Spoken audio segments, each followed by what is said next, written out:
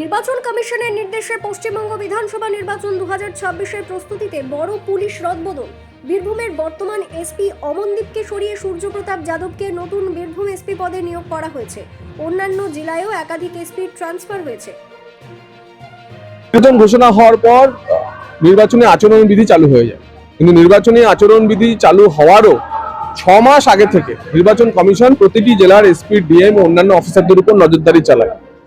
এই নজরদারিতে বীরভূম সহ বাকি যে এসপি বদল হয়েছে, নির্বাচন কমিশনের পরীক্ষায় তারা অনুত্তীর্ণ থেকেছে।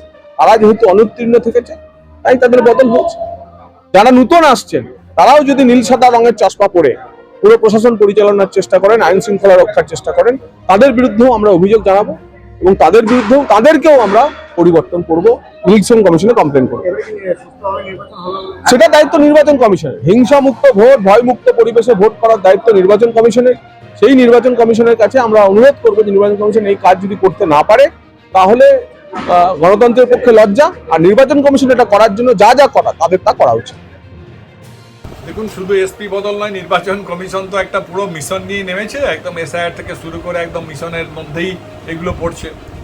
একদম চিফ সেক্রেটারি থেকে শুরু করে, হোম সেক্রেটারি থেকে শুরু করে, ডিআইজি থেকে শুরু করে, সিপি থেকে শুরু করে, আমি তো বলবো এই একটা চেঞ্জ না করে একদম যতগুলি ওদের মানে ইয়েতে আছে, ওদের সূচিতে আছে, সবগুলি একদম ওপর থেকে নিচে পর্যন্ত একদম কনস্টেবল পর্যন্ত চেঞ্জ করে নতুন একটা সেট আপ নিয়ে আসুন, তাহলেই সব থেকে ভালো হবে। তাহলে এই বারবার এই একটা নোটিফিকেশান জারি করা, একে পাল্টানো ওকে পাল্টানো কোনো প্রয়োজন হবে না।